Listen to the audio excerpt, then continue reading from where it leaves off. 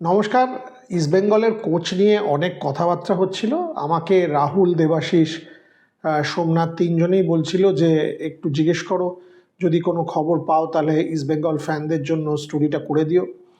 তো আমি বেশ কয়েকজনের সাথে কথা বললাম, অবভিয়াসলি ক্লাবের সিনিয়র কর্মকর্তাদের সাথে ডিটেলেই কথা হলো। যা খবর পাওয়া যাচ্ছে তাতে কিন্তু এখনও 6জনের সাথে ইস্টবেঙ্গল কথা বলছে। 6জন কোচ, আবার বলছি 6জন কোচ হ্যাভ বিন শর্টলিস্টেড। 6জনের সাথে ইস্টবেঙ্গল ক্লাবের কথা চলছে। আলটিমেট ডিসিশনটা নেক্সট 24 থেকে 48 ঘন্টার মধ্যে হবার সম্ভাবনা, এবং সেখানে কিন্তু টাকা পয়সার ব্যাপারটা প্রধান হয়ে দাঁড়াচ্ছে, যে কিভাবে ফাইনাল টাকা পয়সার ব্যাপারটা হবে, কত টাকায় ডিল হবে, কিভাবে হবে। কারণ ইস্টবেঙ্গল ক্লাব এবারে পরিষ্কার যে তারা এক্সেসিভ বাজেট দিয়ে দল করতে চায় না, তারা একটা সার্টেন বাজেট দিয়ে দল করতে চায়, এবং আমি মনে করি এটা অত্যন্ত সঠিক সিদ্ধান্ত। আমি মনে করি ক্লাবের কর্তৃপক্ষের পক্ষ থেকে এটা অত্যন্ত সঠিক সিদ্ধান্ত।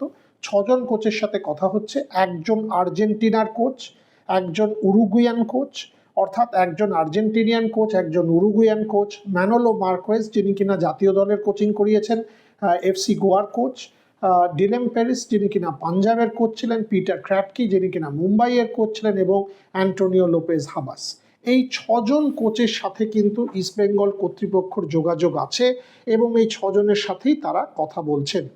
হাবাসের অবভিয়াসলি কলকাতায় কোচিং করানোর অভিজ্ঞতা আছে, তিনি এর আগে মোহনবাগান সুপার জায়ান্টের সাথে যুক্ত ছিলেন, তিনি তার অভিজ্ঞতা আছে। এবং ডিলেম প্যারিসেরও আমরা দেখেছি রেকর্ড ভালো। পিটার ক্র্যাটকিকে নিয়েও কয়েকদিন ধরেই শুনছি মোহনবাগান ইস্টবেঙ্গল দুটো দলই তার জন্য ইন্টারেস্টেড ছিল। ম্যানোলো মার্কোয়েজের এখন ভারতীয় ফুটবলে যথেষ্ট কি বলবো অভিজ্ঞতা তো আছেই, জাতীয় দলের কোচিং করিয়েছেন, এফসি গোয়াকে সুপার কাপ চ্যাম্পিয়ন করিয়েছেন, এফসি গোয়াকে বেশ কিছু জায়গায় ভালো তারা ফুটবলও উপহার দিয়েছে। সো ম্যানোলো মার্কোয়েজও কিন্তু যথেষ্ট যোগ্য এবং এক্সপিরিয়েন্সড কোচ বলা যেতে পারে। আর্জেন্টিনিয়ান এবং উরুগুয়ান যে দুজন কোচের কথা আমি আপনাদেরকে বললাম, তারা দুজনও শর্টলিস্টেড। তাদের নামগুলো এক্স্যাক্টলি এখনও নামগুলো ঠিক ওই স্পেলিংগুলো নিয়ে একটু খটোমটো ছিল বলে নামগুলো বলছি না আপনাদেরকে, কয়েকদিনের মধ্যে জানিয়ে দেবো। তবে যেটা ডিটেলস আবার বলছি, এই 6জন কোচের সাথেই কিন্তু East Bengal is continuously in touch, এবং কথাবার্তা চলছে। ফাইনাল হয়ে যাবে in the next 24 to 48 hours টাকা পয়সার বেসিসে।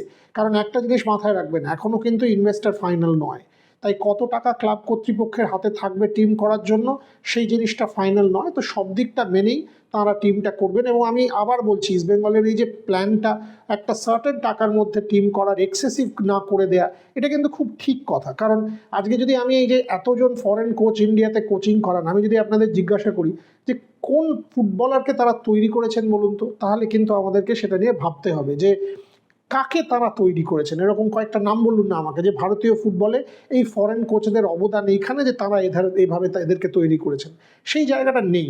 তাই তাদের যে কোনো ফরেন কোচকে প্রচুর পরিমাণে অর্থ দিয়ে নিয়ে আসা, সেটার আগে কিন্তু যে কোনো ক্লাবকে মাল্টিপল টাইমস ভাবা দরকার। তাই ইস্টবেঙ্গলের এই ডিটেলগুলো আপনাদের দেওয়ার ছিল। আমি জানি দেবাশিস, রাহুল এবং সোমনাথ এই স্টোরিটা ফলো করছে। আমি এখন ম্যানচেস্টারে, ভারতীয় উইমেন্স টিমের খেলা বাংলাদেশের সাথে আগামীকাল, সেইগুলোর আপডেট তো আপনাদেরকে দেবই। এবং ইস্টবেঙ্গল কোচ বা মোহনবাগানও কাকে নিচ্ছে, কি করছে, সেই ধরনের ট্রান্সফার আপডেট যেখানে যখন যা পেতে থাকবো আপনাদের কাছে জানাতে থাকবো। দেখতে থাকুন রেড স্পোর্টস বাংলা। বাট আবার বলে দিই, ইস্টবেঙ্গল 6জন কোচের সাথে কথা বলছে, এবং এখনও তারা ফাইনাল করেনি। আগামী 48 ঘন্টার মধ্যে আপনাদের জেনে যাবার কথা। তাতে হাবাস, ম্যানোলো মার্কোয়েজ, ডিলেম পেরিস, পিটার ক্র্যাটকি, এছাড়া একজন উরুগুয়ান এবং একজন আর্জেন্টিনিয়ানের নামও সেখানে আছে। দেখতে থাকুন রেড স্পোর্টস বাংলা, সাবস্ক্রাইব করে দেবেন, নোটিফিকেশন বেলটা বাজিয়ে দেবেন, এবং আরও খবর নিয়ে আপনাদের কাছে চলে আসবো।